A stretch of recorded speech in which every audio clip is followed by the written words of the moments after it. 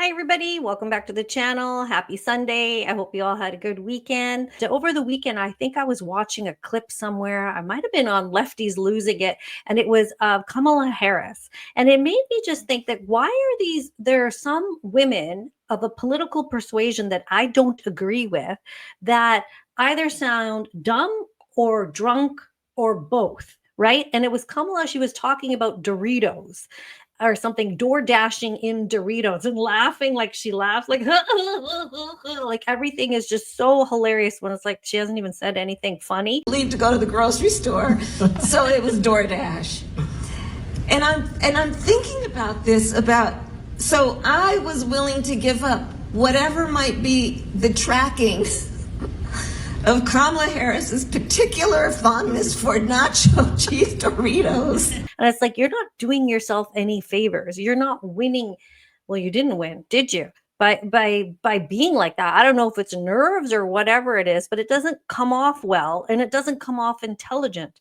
Now, in Canada, we have this problem also. We have Elizabeth May, who always just seems like she's just a little bit like three sheets to the wind or something like that. Like she's just like knocked back two big glasses of wine with ice cubes or something, like a capistro. The only thing that gives rise for me to doubt whether Mr. Poilievre is in some way compromised is his refusal to subject himself to inquiry. Are you sauced? It's like, maybe you shouldn't be speaking to the public if you're like drunk. I'm not saying she is. I don't know, but it kind of seems that way. And I mean, I understand maybe you can have one if you're nervous, but this is their job. They shouldn't be nervous. I don't get nervous if I have to public speak. It's either you can do it or you can't. And like in Canada here, we've got these women who won't go away, right? The women at the top, there's a couple of them, Anita Anand, Melanie Joly, and Chrystia Freeland. And I do not see any of these women as knowledgeable in their positions or confident. And you can tell by the way they speak. Melanie Jolie actually reminds me of a beauty pageant contestant because she's a little bit pretty, but she's just like, hello, everybody. Yes, I am the new Minister of Industry or whatever. Yeah, are you sure? And unpredictability coming out from the White House.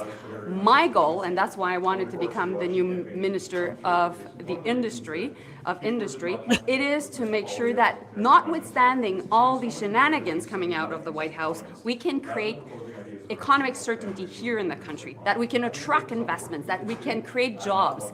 It's a huge undertaking. And we know right now that this trade war is what? It's an economic threat against our country. So that's why I wanted to be going from the diplomatic front to the economic front of this, war. I'm sorry, I'm not over. And at the same time, I'm not over, she says. Are you sure? I'm not even sure she understands economy. I'm not even sure. Tariffs are a stupid idea. I'm just not even sure. Like, for us to have retaliatory tariffs is even more ridiculous. Like, I'm not sure she really understands the auto sector, the job sector, steels. I'm not saying that I do as much but if I was her, I would. You know what I mean? And I'd be able to speak about it and I wouldn't be struggling. And I think later in the clip, she kind of struggles a little bit. Time being able to be in solution mode, I've already been in contact with the Ontario Economic. If the auto plants move south, can they be retooled? Can you redevelop the auto plants? So I've already been in contact with the CEOs of GM, Ford, and also Stellantis. My goal is to be able to have good conversations with them before the end of the week. My message to the workers in the auto sector is we're there for you. We know that there's anxiety. We know you're concerned about losing shifts. We know we were concerned about losing your jobs, and we will always fight for your jobs. Notwithstanding that, we also have a $2 billion worth of support for the industry, the auto industry, the steel and aluminum industries that are affected by the trade war. One of my first decisions will be also to make sure that the workers can benefit from these investments. Okay, and that's it. I got to clap my hands and get the heck out of here, abracadabra, because that's about all I know to say. I mean, you can say the talking points. She can at least recite the talking points. They're a little bit meaningless. We care about you. We know that you're worried about your jobs. They just say these things, rather than say, okay, this is what we're going to do, and this is how we're going to invest the money, and this is what we need to do to save the jobs. And actually talk about it point by point, right? Don't talk about it in generalities. Now let's have a look at Anita Anand. Now this clip you might have seen also, but my God, this clip is even more depressing because the subject is quite serious, but she literally seems so nervous, like she doesn't know what she's talking about.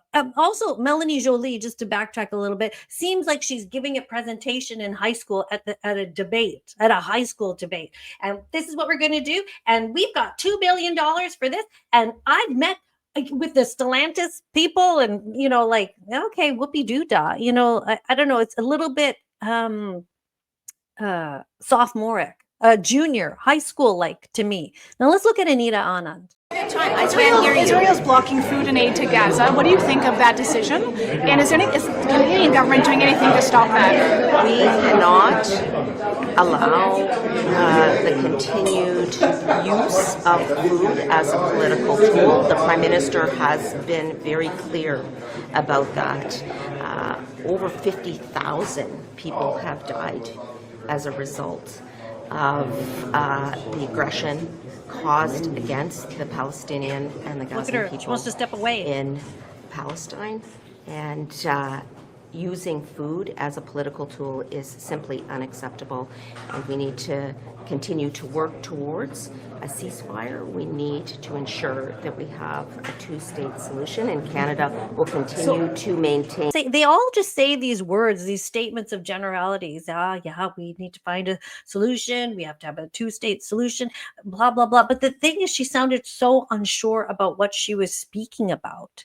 And she did get roasted in the comments also on X, but it's like you are giving me the impression that you don't understand what is happening there, and you don't understand what needs to be done, and you are paralyzed by making sure that you are repeating the talking points that you should be repeating, because if you say the wrong thing, you'll get crucified on X and by the media, but also you'll have to answer for it within the government, to answer to your superiors as to, hey, Anita, why did you say this?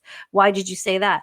But like these women at the top, this is how I'm not doing this video to be slamming women. I'm saying these particular women are not encouraging. I don't find them encouraging. We've seen them around for a long time, and this is still the best that they can do. These nervous answers and trying to sidestep away from the press. Not good enough. Stand your ground and say it like you mean it, and do something. That was over a month ago, that clip. What's going on? What's the latest? What's the update? That's what's so frustrating about these people. But let's lighten things up. Here's an unreal clip of Chrystia Freeland saying that intra-provincial trade, well, I'll let you hear it for yourself. The Premier and I had a great conversation yesterday about things we can do together to make Canada stronger. I never thought I would say this sentence, but interprovincial trade has become sexy. And I had a conversation today with Premier Tim Houston of Nova Scotia, who's a leader on that issue too. I'm really excited about our opportunities to make huge progress on interprovincial trade, in the next few days. That's our best answer to Donald Trump on building trade corridors across the country. It's sexy. Why wasn't it sexy for the past 10 years? Why were we not? When Trump started wagging his finger at us, was that the only time I saw all the premiers across the country actually get together? And now I've seen them a couple of times get together, and now they're going to do it again, I believe. But why did we not have this established before as a country? Interprovincial trade. Have you not thought about this before? Has this not been a thing? Is this an idea? Well, actually, why has this not been a thing for my entire life? That only now you're thinking of it? Now you're pursuing it? You've been the finance minister for years, the deputy prime minister, and now you're saying it's sexy. Okay, girl. Sexy? I don't know if I would describe it as sexy, but I would describe it as probably necessary, and it should have been a thing for years. But for tonight's winner of beauty pageant contestant dummy answers, I have to take it back to Miss Melanie.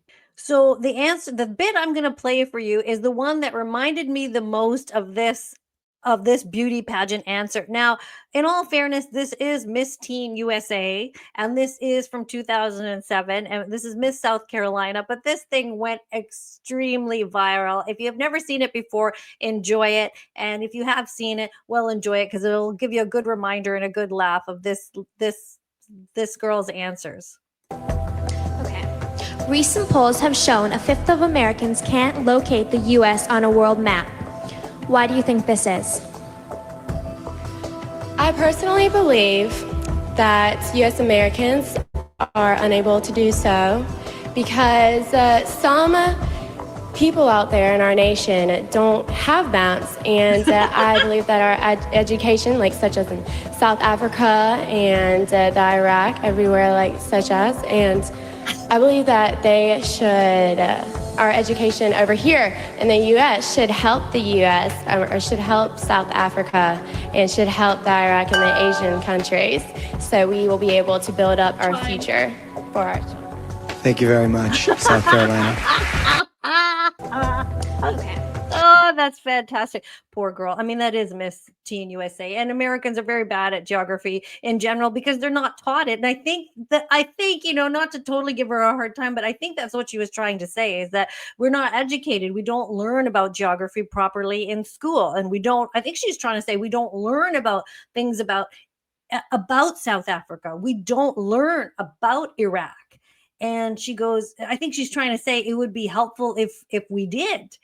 That's what I think she was trying to say. But the answer that came out, that was gold. That was just so funny. But it did remind me of Miss Melanie. There is just something so similar between her and between Miss Teen USA and Melanie. I don't know if it's the blonde hair or what it is. Hello everybody, bonjour tout le monde, ça me fait plaisir de vous voir, it's a pleasure to see all of you. So, first and foremost, we know that there are many tensions in the world, definitely in Asia. There are 3 wars also happening in Europe, in the Middle East, as well as in Africa. And we know that there's a link between what's going on in the world and what's going on at home. Hello everybody, bonjour tout le monde, c'est un plaisir de vous voir, it's a pleasure to see all of you. So, Yeah. Deep thoughts with Melanie Jolie. I don't know. There you go. Here we are. The women at the top in Canada, the women that won't go away, the women that keep talking. I mean, they got to figure this out. Why don't they, they've been at this so long. Can't they find somebody to coach them? They have all our money to get somebody to just coach them on how to do this. I think they have consultants and things like that should be helping them, but I guess it's not working. Anyway, I hope you enjoyed this video on a Sunday. I hope you had a good little chuckle. But anyway, if you like my channel, please subscribe. And if you want to click like, that would be great. It helps push the video along. And also, if you want to turn on your post notifications so you won't miss another video from me, that would be awesome. Okay, thanks for watching this video. I hope you have a great Sunday, and we'll talk to you in the next one.